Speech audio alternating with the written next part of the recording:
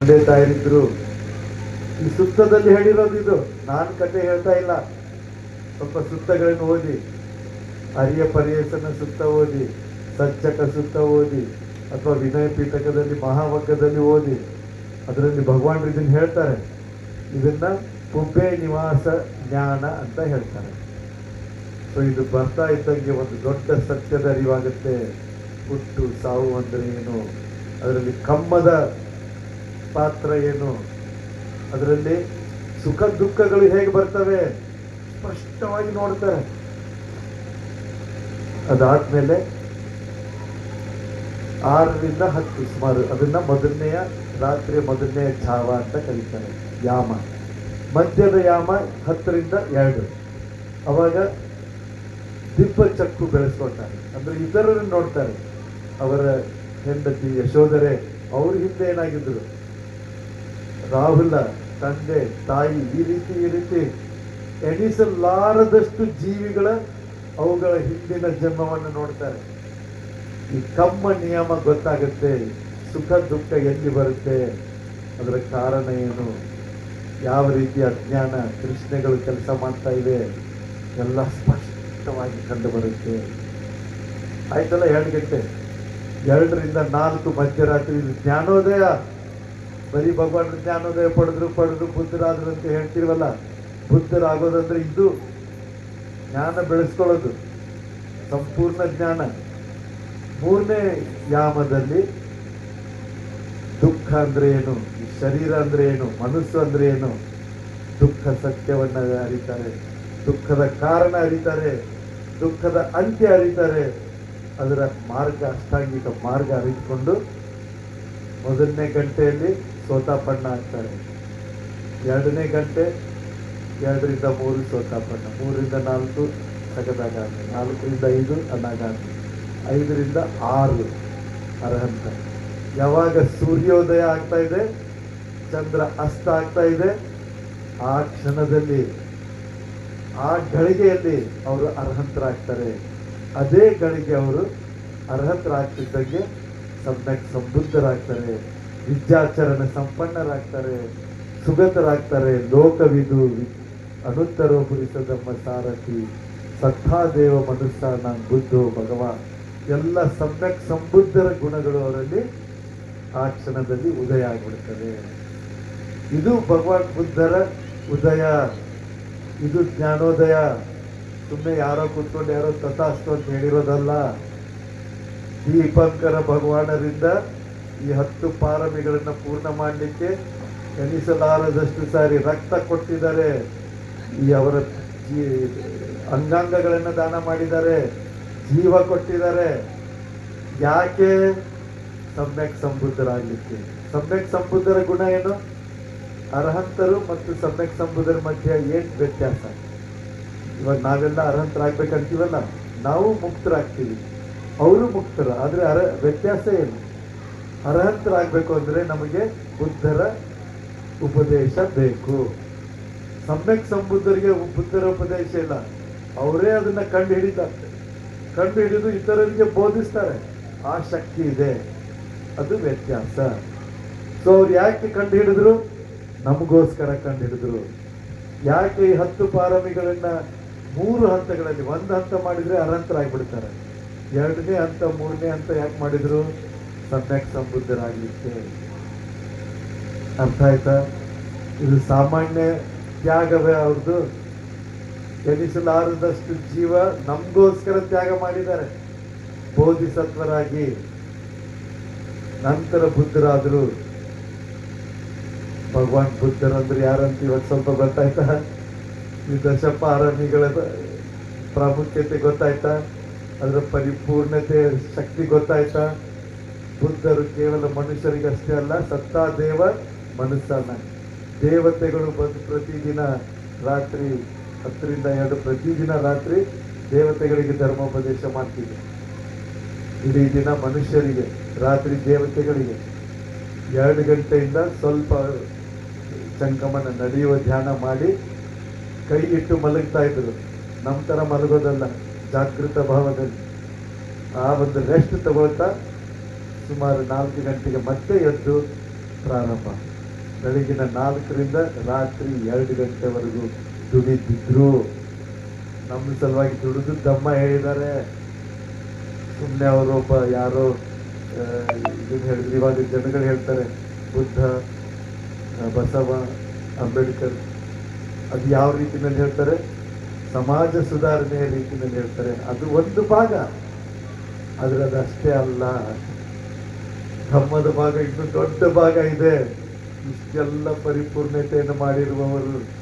ಇದನ್ನು ನೋಡಿದಾಗ ನಿಮಗೆ ಗೊತ್ತಾಗುತ್ತೆ ಭಗವಾನ್ ಬುದ್ಧರ ಮಹಿಮೆ ಏನು, ಅವರ ದೊಡ್ಡತನ ಏನು ಅಂತ.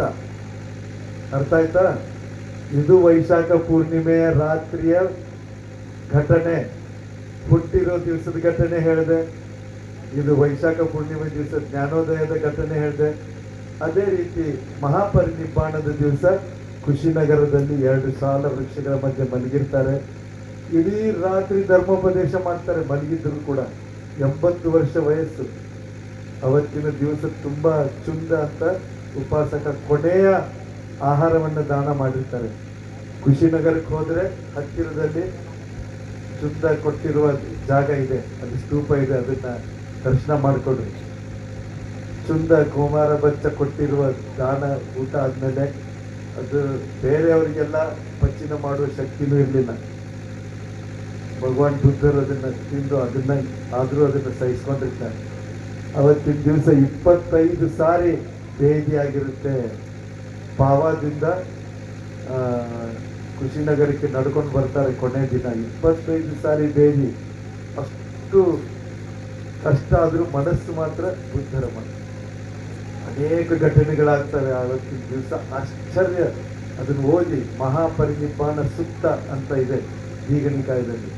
ಅದನ್ನು ಓದಿ, ನಿಮಗೆ ಎಂಥ ರೋಮಾಂಚನ ಆಗುತ್ತೆ, ಅಳು ಬರುತ್ತೆ ನಿಮಗೆ. ಅಷ್ಟು ಒಂದೊಂದು ದಿನದ ಕಥೆ ಇದೆ ಅದರಲ್ಲಿ. ಡೈರಿ, ಕೊನೆ ದಿನಗಳ ಡೈರಿ ಅದು. ಭಗವಂತರು ಎಲ್ಲಿ ಎದ್ರು, ಎಲ್ಲಿ ಹೋದ್ರು, ಯಾರಿಗೆ ಏನು ಹೇಳಿದರು ಅಂತ ರೆಕಾರ್ಡ್ ಯಾರ್ದು ಇಲ್ಲ. ಅಷ್ಟು ಒಳ್ಳೆ ರೆಕಾರ್ಡ್ ಭಕ್ತಜಿಗಳು ಇಟ್ಟಿದ್ದಾರೆ, ಭಗವಂತ ಹೇಳಿದ್ದಾರೆ. ಸೊ ಸಾಲ ವೃಕ್ಷದ ಕೆಳಗಡೆ ಮಲಗಿದ ಮೇಲೇನು ಜನ ಬಂದು ಭಿಕ್ಷುಗಳಿಗೆ ಅವ್ರಿಗೆ ಎಲ್ಲ ಧರ್ಮ ಹೇಳ್ತಾರೆ. ಕೊನೆಗೆ ಸುಭದ್ರ ಅಂತ ಬರ್ತಾನೆ, ಅವನು ಪ್ರಶ್ನೆ ಮಾಡ್ತಾನೆ. ಅನೇಕ ಗುರುಗಳು ಬರ್ತಾರೆ, ಎಲ್ಲರೂ ನಾನೇ ಸರಿ ಬೇರೆಯವ್ರು ತಪ್ಪು ಅಂತ ಹೇಳ್ತಾರೆ. ನಾನು ಯಾರನ್ನು ನಂಬಲಿ ಅಂತ ಕೇಳ್ತಾನೆ. ಆಗ ಭಗವಾನ್ ಹೇಳ್ತಾರೆ, ಅಷ್ಟಾಂಗಿಕ ಮಾರ್ಗ ಪಾಲನೆ ಮಾಡು, ನೀನೇ ಅನುಭವಿಸ್ತೀಯ. ಶೀಲದ ಶಕ್ತಿ ನೀನೇ ಅನುಭವಿಸ್ತೀಯ. ಸಮಾಧಿ, ಆಮೇಲೆ ಪ್ರಜ್ಞೆ. ನಿನ್ನೆ ಗುಲ್ಬರ್ಗಾದಲ್ಲಿ ಈ ಥರ ಪ್ರವಚನ ಆದಮೇಲೆ ಒಂದು 50 ನಿಮಿಷ ಮಾತಾಡ್ತಾ ಇದ್ದೆ. ಅವಾಗ ಕೆಲವೊಂದು ಉಪಾಸಕಿಯರ ಬಗ್ಗೆ ಹೇಳಿದರು. ನಾವು ಶೀಲ ಪಾಲನೆ ಮಾಡೋದಕ್ಕೆ ಪ್ರಾರಂಭ ಮಾಡಿದಾಗಿಂದ ಇದು ನಮ್ಮ ಜೀವನ ಬದಲಾವಣೆ ಆಗಿದೆ. ಆರ್ಥಿಕವಾಗಿ ಬೆಳೆದಿದ್ದೀವಿ, ಆರ್ಥಿಕವಾಗಿ ತುಂಬ ಬೆಳೆದಿದ್ದೀವಿ. ಅನೇಕ ತೊಂದರೆ ಪೀಡೆಗಳಿದ್ವು, ಅವೆಲ್ಲ ದೂರ ಆಗಿ ಮನೆ ಇವಾಗ ಶಾಂತವಾಗಿದೆ ಅಂತ ಹೇಳಿ ಜನ ಈಗ ಇಲ್ಲೇ ಉದಾಹರಣೆ ಆಗಿದ್ದಾರೆ. ಇವಾಗ ನಿಮ್ಮ ಜೀವನದಲ್ಲೂ ಆಗಿದೆ ಖಂಡಿತವಾಗಿ. ನೀವು ತ್ರಿಸರಣ ಪಂಚಶೀಲ ದಿನ ಹೇಳೋದ್ರಿಂದ ಮನೆ ವಾತಾವರಣ ಬದಲಾವಣೆ ಆಗಿದೆಯೋ ಇಲ್ವೋ? ಬದಲಾವಣೆ ಆಗಿದೆ, ಖಂಡಿತವಾಗಿಯೂ ನಾವು ನೋಡ್ಬೋದು. ಸೊ ಇದು ಅಂತ ಹೇಳಿ ಸುಭದ್ರನಿಗೆ ಭಗವಂತರು ಹೇಳ್ತಾರೆ, ನೀನೇ ಅಷ್ಟಾಂಗಿಕ ಮಾರ್ಗ, ಶೀಲ ಸಮಾಧಿ ಪ್ರಜ್ಞೆ ಮಾರ್ಗ ಅನುಸರಿಸು, ನಿನಗೆ ಗೊತ್ತಾಗುತ್ತೆ ಅಂತ. ಅವನು ಅಲ್ಲೇ ಹೋಗಿ ಕುಳಿತುಕೊಂಡು ಧ್ಯಾನ ಮಾಡಿ ಅರಂತನಾಗ್ಬಿಡ್ತಾನೆ ಅಂತ ಇದು. ಸೊ ಸುಮಾರು ನಸುಕಿನಲ್ಲಿ ಭಗವಾನ್ ಧ್ಯಾನದಲ್ಲಿ ಮಲಗಿರ್ತಾರೆ, ಧ್ಯಾನದಲ್ಲಿ ಹೋಗ್ತಾರೆ. ಮೊದಲನೆಯ ಧ್ಯಾನ, 2ನೆಯ ಧ್ಯಾನ, 3ನೆಯ ಧ್ಯಾನ, 4ನೆಯ ಧ್ಯಾನ, ಹೀಗೆ 1, 2, 3, 4 ರೂಪ ಧ್ಯಾನಗಳು. ಬಹಳ ಡೀಪಾಗಿ ಕಾನ್ಸಂಟ್ರೇಷನ್ಸ್. ನಂತರ ಅರೂಪ ಧ್ಯಾನ 4, ಆಕಾಶಾನಂಚಾಯತನ, ವಿಜ್ಞಾನಂಚಾಯತನ, ಕಿಂಚನ್ಯಾಯತನ, ನೇವ ಸಂಜ್ಞಾನಾಸನ್ಯಾಯತನ ಅಂತ ಅತಿ ಉತ್ಕೃಷ್ಟವಾದ ಅರೂಪ ಮನಸ್ಸಿನ ಲೆವೆಲ್ಸ್ ಇವೆ.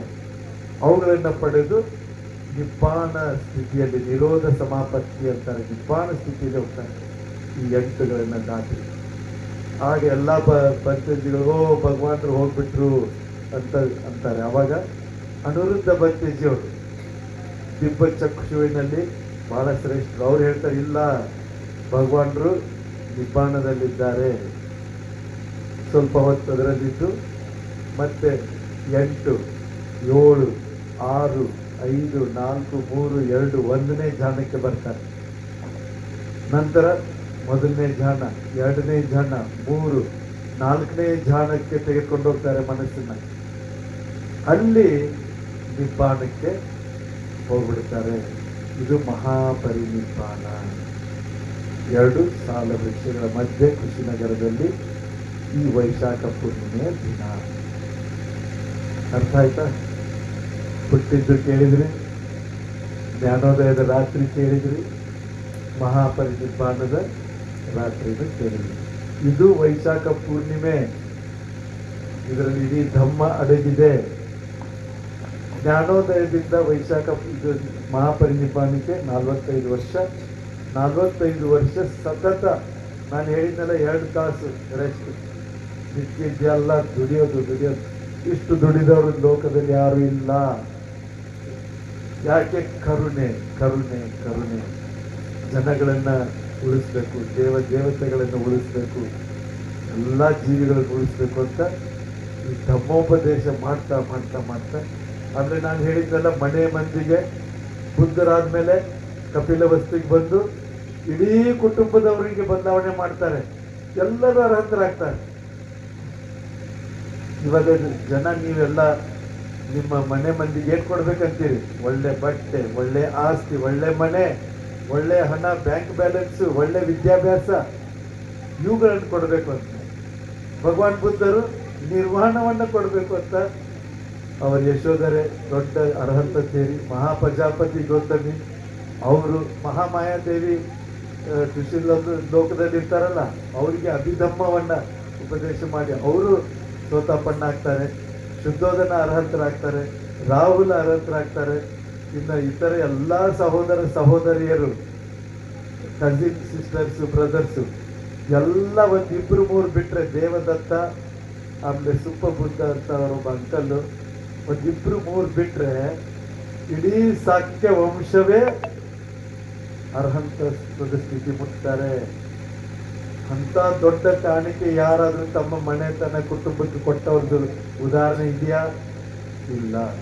ಮೂರ್ಖರು ಹೇಳ್ತಾರೆ ಮನೆ ಬಿಟ್ಟು ಓಡೋದ್ರಂತ. ಎಲ್ಲ ಮನೆ ಮಂದಿಗೆ ಎಲ್ಲರಿಗೂ ಎಲ್ಲಕ್ಕಿಂತ ಉತ್ಕೃಷ್ಟ ಕಾಣಿಕೆಯನ್ನ, ಧಮ್ಮದ ನಿಬ್ಬಾಣದ ಕಾಣಿಕೆಯನ್ನ ಕೊಟ್ಟಿರ್ತಕ್ಕಂಥ ಭಗವಾನ್ ಬುದ್ಧರು. ಅವ್ರಿಗಿಂತ ಕರುಣಾಮಯಿ ಯಾರು ಇಲ್ಲ. ಅರ್ಥ ಆಯ್ತಲ್ಲ? ರಾಜರು, ಬಡವರು, ಶ್ರೀಮಂತರು, ಆ ಜಾತಿ ಈ ಜಾತಿ ಎಲ್ಲ ಜಾತಿಯವರಿಗೂ ಧರ್ಮ ಕೊಟ್ಟರು. ಎಲ್ಲರೂ ಉದಾಹರಣೆ ಕೊಡ್ತಾರೆ. ಏನು ಉದಾಹರಣೆ ಗೊತ್ತಾ? ಈ ಪಕ್ಷಿಗಳು ಅವತ್ತೊಂದು ಕನಸನ್ನು ಕಟ್ಟಿರ್ತಾರೆ. ಈ ಜ್ಞಾನೋದಯದ ದಿನ ಬೆಳಿಗ್ಗೆ ಕನಸನ್ನು ಕಂಡಿರ್ತಾರೆ. ಏನು ಕನಸು? ಕುಳಿತಿರ್ತಾರೆ, 4 ದಿಕ್ಕಿನಿಂದ 4 ಬಣ್ಣದ ಪಕ್ಷಿಗಳು ಬರ್ತವೆ. ಕೆಂಪು, ನೀಲಿ, ಹಳದಿ, ಇನ್ನೊಂದು ಹಸಿರು. ಆ ಬಣ್ಣದ ಪಕ್ಷಿಗಳು ಬಂದು ಕಾಲಿನ ಮೇಲೆ ಕುಳಿತುಕೊಳ್ತವೆ. ಕಾಲಿನ ಮೇಲೆ ಕುಳಿತ ತಕ್ಷಣ ಎಲ್ಲ ಬಿಳಿ ಪಕ್ಷಿಗಳಾಗಿ ಒಂದೇ ಆಗ್ಬಿಡ್ತವೆ. ಸೊ ಅವತ್ತು ಜ್ಞಾನೋದಯ ದಿನ ಈ ಸುಜಾತ ಕೀರ್ತನಗಳೆಲ್ಲ ಅದಕ್ಕಿಂತ ಮುಂಚೆ ಇವ್ರು ಯೋಚನೆ ಮಾಡ್ತಾರೆ, ಈ ಸ್ವಪ್ನದ ಅರ್ಥ ಏನು ಅಂತ. ಅವಾಗ ಅರ್ಥ ಆಗುತ್ತೆ, ನನ್ನ ಹತ್ತಿರ ಎಲ್ಲ ಜಾತಿಗಳು, ಈ 4 ಜಾತಿಯ ಜನರು ಬರ್ತಾರೆ. ಆದರೆ ಬಂದ ಮೇಲೆ ಬೌದ್ಧರಾದ ಮೇಲೆ ಒಂದೇ, ಯಾವ ಬಣ್ಣ ಗಿಣ್ಣ ಇಲ್ಲ, ವರ್ಣ ಇಲ್ಲ, ವರ್ಣ ವ್ಯವಸ್ಥೆನೂ ಇಲ್ಲ, ವರ್ಣನೂ ಇಲ್ಲ, ಜಾತಿನೂ ಇಲ್ಲ, ಜಾತಿ ಹೆಸರು ಇಲ್ಲ. ಭಗವಾನ್ ಬುದ್ಧರ ಅನುಯಾಯಿ, ಉಪಾಸಕ, ಉಪಾಸಿಕ. ಆಸಕ ಅಂದ್ರೆ ಯಾರು? ಆಸನ ಅಂದ್ರೆ ಇದು ಆಸನ ಗೊತ್ತಲ್ಲ, ಕುಳಿತುಕೊಳ್ಳೋ ಆಸನ. ಆಸಕ ಅಂದ್ರೆ ಆಸನದ ಮೇಲೆ ಕುಳಿತುಕೊಳ್ಳುವವರು. ಆಸಕ ಅಂತಂದ್ರೆ ಭಗವಾನ್ ಬುದ್ಧರ ಹತ್ತಿರದಲ್ಲಿ ಕುಳಿತುಕೊಳ್ಳುವವರು. ಉಪಾಸಿಕ ಅಂದ್ರೆ ಹತ್ತಿರದಲ್ಲಿ ಕುಳಿತುಕೊಂಡಿರುವ ಉಪಾಸಿಕ ತಾಯಂದಿರು. ಅದರ ಅರ್ಥ ಏನು? ಯಾರು ಧಮ್ಮದ ಹತ್ತಿರ ಇರ್ತಾರೋ ಅವರಿಗೆ ಉಪಾಸಕ ಉಪಾಸಿಕ. ಯಾರು ಬುದ್ಧರ ಹತ್ತಿರ ಕುಳಿತುಕೊಂಡಿದ್ದಾರೋ ಅವರು ಉಪಾಸಕ ಉಪಾಸಿಕ. ಭಗವಾನ್ ಹೇಳ್ತಾರೆ, ನನ್ನ ಪಕ್ಕದಲ್ಲಿಯೇ ನನ್ನ ಚಿವರ ಹಿಡ್ಕೊಂಡು ಇಡೀ ಜೀವನ ಕಳೆದ್ರು ಧಮ್ಮವನ್ನ ತಮ್ಮ ಮನಸ್ಸಿನಲ್ಲಿ ತಂದಿಲ್ಲ ಅಂದ್ರೆ ಅವರು ನನ್ನ ಹತ್ತಿರದವರಲ್ಲ, ಉಪಾಸಕ ಉಪಾಸಿಕ ಅಲ್ಲ. ಆದ್ರೆ ಯಾರೋ ದೂರದಲ್ಲಿರ್ಬೋದು, ಬೇರೆ ಊರಿನಲ್ಲಿ, ಆದ್ರೆ ನನ್ನ ಧಮ್ಮವನ್ನ ಚೆನ್ನಾಗಿ ಪಾಲನೆ ಮಾಡ್ತಾ ಇರ್ತಾರೆ, ಶೀಲ ಸಮಾಧಿ ಪ್ರಜ್ಞೆ, ಅವ್ರು ನನ್ನ ಪಕ್ಕದಲ್ಲೇ ಕುಳಿತವರು, ನನ್ನ ಮುಂದೆನೇ ಕುಳಿತ ಉಪಾಸಕ ಉಪಾಸಿಕ ಆಗಿದ್ದಾರೆ ಅಂತ ಹೇಳ್ತಾರೆ. ಇಂಥ ಕರುಣಾಮಯ ಧಮ್ಮ ನಮಗೆ ಸಿಕ್ಕಿದೆ, ನಾವು ಇದನ್ನ ಬಿಡೋದು ಬೇಡ, ಇದನ್ನ ನಾವು ಇನ್ನೂ ಬೆಳೆಸೋಣ. ಬಾಬಾ ಸಾಹೇಬ್ ಅಂಬೇಡ್ಕರ್ ಅವರು ಎಲ್ಲ ಸ್ಟಡಿ ಮಾಡಿದ್ರು, ಕೊನೆಗೆ ಸ್ಟಡಿ ಮಾಡಿದ್ದಲ್ಲದೆ ಸಂವಿಧಾನನೂ ಬರೆದ್ರು. ಆದರೆ ಅದರಿಂದಾನು ಸೊಲ್ಯೂಷನ್ ಸಿಗಲಿಲ್ಲ. ಅದರಿಂದಾನು ಈ ಜಾತಿ ಪದ್ಧತಿ ಅದು ಇದು ಹೋಗುತ್ತೆ ಅಂತ ಗ್ಯಾರಂಟಿ ಇಲ್ಲ. ಭಗವಾನ್ ಬುದ್ಧರ ಧಮ್ಮದಿಂದ ಮಾತ್ರ ಸಾಧ್ಯ ಅಂತ ಅಕ್ಟೋಬರ್ 14, 1956 ಆ ವರ್ಷ ಬಹಳ ವಿಶೇಷ ವರ್ಷ. 2500ನೇ ಬುದ್ಧ ಜಯಂತಿಯ ಸಂದರ್ಭ. ಎಷ್ಟನೇ ವರ್ಷ? 2500 ವರ್ಷ.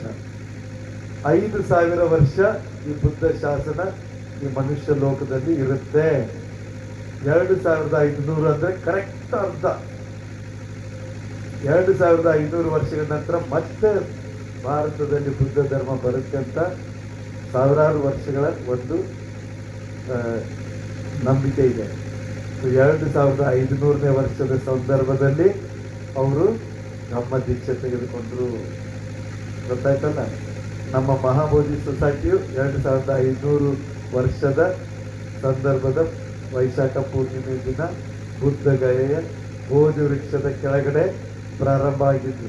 ಬೆಂಗಳೂರಿನ ಸಂಸ್ಥೆ ನಮ್ಮ ಪರಮ ಪೂಜ್ಯ ಆಚಾರ್ಯ ಪೂಜ್ಯ ರಕ್ಷಕರವರು ಬೋಧಿ ವೃಕ್ಷದ ಕೆಳಗಡೆ ಈ ಬೆಂಗಳೂರಿನ ದಾನಪತ್ರವನ್ನು ಪಡೆದುಕೊಂಡ್ರು. ಜೂನ್ 5ಕ್ಕೆ ಬಂದು ಮಹಾಬೋಧಿ ಸೊಸೈಟಿಯನ್ನು ಪ್ರಾರಂಭ ಮಾಡಿದರು. ಅರ್ಥ ಆಯ್ತಲ್ಲ.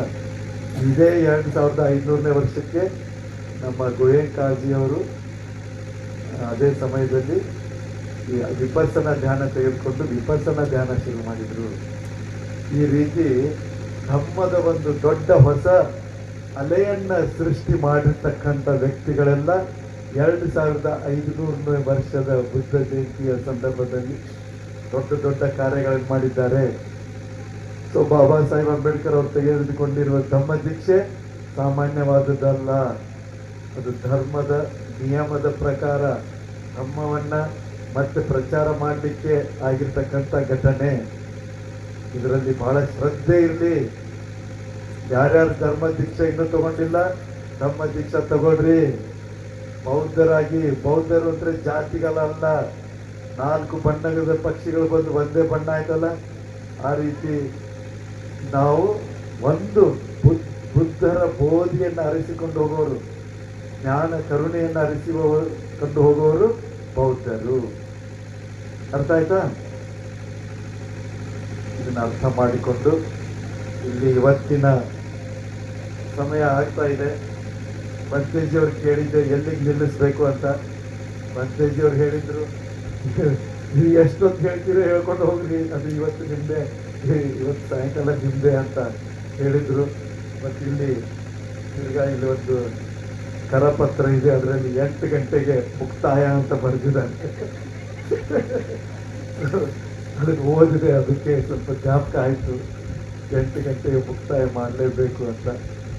ಆಮೇಲೆ ಇವತ್ತು ನಾವು ಕಲಬುರಗಿಗೆ ಹೋಗಿ ನಾಳೆ ಬೆಳಿಗ್ಗೆ ವಂದೇ ಭಾರತ್ ಎಕ್ಸ್ಪ್ರೆಸ್ಸಲ್ಲಿ ಇದಿರೋದ್ರಿಂದ ಇನ್ನೂ ಜರ್ನಿ ಮಾಡಬೇಕಾಗಿದೆ. ಆದ್ದರಿಂದ ಈ ಸುಂದರವಾದ ಸಂಜೆಯ ಈ ಒಂದು ಕಾರ್ಯಕ್ರಮ ಆಯೋಜಿಸಿದ್ದಕ್ಕಾಗಿ ಸಂಘಪಾಲ ಭಂತೇಜಿಯವರಿಗೆ ಕೃತಜ್ಞತೆಗಳು. ನಮ್ಮ ಈ ಎಲ್ಲ ಭಂತೇಜಿಗಳು ನನ್ನ ಸಹ ಏನಂತ ಯಾತ್ರಿಗಳಾಗಿ ಬೋಧಿಯ ಮಾರ್ಗದಲ್ಲಿ ಸಹಯಾತ್ರಿಗಳು ಇವರು, ನೀವು ಎಲ್ಲರೂ ನಾವು ಸಹಯಾತ್ರಿಗಳು ಆಗಿದ್ದಕ್ಕೆ ಇವರೆಲ್ಲ ಬಂಟೇಜಿಗಳಿಗೆ ಉಪಾಸಕಿಯರಿಗೆ ಆ, ಇವತ್ತು ನಮ್ಮ ಉಪಾಸಕರು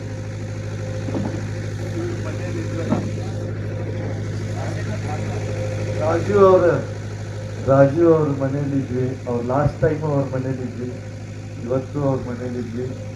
ಅವರು ತುಂಬ ಚೆನ್ನಾಗಿ ಭಾಳ ಶ್ರದ್ಧೆ ಭಕ್ತಿಯಿಂದ ಇಡೀ ಕುಟುಂಬದವರೇ ನೋಡಿಕೊಂಡ್ರು. ಅವ್ರಿಗೂ ತುಂಬ ಧನ್ಯವಾದಗಳು. ಆಮೇಲೆ ಇಲ್ಲಿದ್ದು ಹಗಲು ರಾತ್ರಿ ಇದೆಲ್ಲ ಏನೆಲ್ಲ ವ್ಯವಸ್ಥೆ ಮಾಡಿದ್ದೀರಿ ನಿಮ್ಮೆಲ್ಲರಿಗೂ ಅನೇಕ ಕೃತಜ್ಞತೆಗಳು. ಆಮೇಲೆ ಬಿಜಾಪುರ್ನಿಂದ ಇಳಕಲ್ನಿಂದ ವೆಂಕಟೇಶ್ ಅವರು, ನಮ್ಮ ರಣಧೀರ್ ಅವರು ಸನ್ನತ್ತಿಯಿಂದ, ಬೇರೆ ಬೇರೆ ಊರುಗಳಿಂದ ಬಂದಿದ್ದೀರಿ. ರಮೇಶ್ ಬೇಗಾರ್ ಅವರು ಬುದ್ಧ ವಿಹಾರದಿಂದ ಬಂದಿದ್ದೀರಿ. ಬುದ್ಧ ವಿಹಾರ ಭವ್ಯವಾದ ಒಂದು ಸೃಷ್ಟಿ. ಖರ್ಗೆ ಸಾಹೇಬರು ಒಂದು ಒಳ್ಳೆಯ ಸೃಷ್ಟಿ ಮಾಡಿದ್ದಾರೆ. ಆ ಒಂದು ಯಾಕಂದ್ರೆ ಹಿಂದಿನ ಕಾಲದಲ್ಲಿ ರಾಜರುಗಳೆಲ್ಲ ಆ ಥರ ದೊಡ್ಡ ದೊಡ್ಡ ವಿಹಾರ ಸ್ತೂಪಗಳನ್ನು ಮಾಡ್ತಾ ಇದ್ರು. ಅವುಗಳು ಉಳ್ಕೊಂಡಿರ್ತಾರೆ ತುಂಬ ವರ್ಷಗಳವರೆಗೆ. ಸೊ ಅಲ್ಲಿ ಅನೇಕ ಒಂದು ದೊಡ್ಡ ಸಂಘ ಸೃಷ್ಟಿಯಾಗಲಿ, ನೂರಾರು ಜನ ಬಂಟೇಜಿಗಳು ಓಡಾಡ್ತಾ ಇರಲಿ. ಆಮೇಲೆ ನಾನು ಅವ್ರಿಗೆ ಮಾತಾಡಿದ್ದೀನಿ, ಅಲ್ಲಿ ಸ್ವಲ್ಪ ಕನ್ಸ್ಟ್ರಕ್ಷನ್ ಕೆಲಸ ನಡೀತಾ ಇದೆ. ಅದಾದಮೇಲೆ ಸುಮಾರು 200 ಜನ ಆರಾಮಾಗಿ ಇಳಿದುಕೊಳ್ಳುವ, ಊಟ ಮಾಡುವ, ಧ್ಯಾನ ಮಾಡುವ ವ್ಯವಸ್ಥೆಯನ್ನು ಅವರು ಸೃಷ್ಟಿ ಮಾಡ್ತಾ ಇದ್ದಾರೆ. ಅದು ಸುಗಮವಾಗಿ ನಡೆದು ಆ ಕೆಲಸ ಚೆನ್ನಾಗಿ ಮುಗಿಲಿ.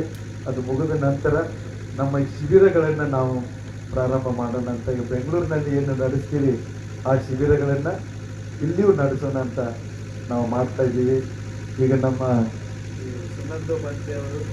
ಸುನಂದೋ ಬಂತೆ ಚನ್ನೋ ಬಂತೆ ಅವರಿಬ್ಬರು ಅಲ್ಲೇ ಇರ್ತಾರೆ. ಮತ್ತು ನೀವು ಯಾವಾಗಾದರೂ ಧ್ಯಾನ ಮಾಡಬೇಕಂದ್ರೆ ಅಲ್ಲಿಯೂ ಬನ್ನಿ, ನೀವು ಕರೆಸ್ಕೊಳ್ಳಿ. ನಮ್ಮ ಭಂತೇಜಿಗಳು ಇದ್ದಾರೆ. ಸಂಘಪಾಲ ಭಂತೇಜಿಯವರು ಎಲ್ಲಿ ಇಲ್ಲ ಅಂತ ಹೇಳ್ತೀವಿ, ಎಲ್ಲ ಕಡೆ ಇದ್ದಾರೆ.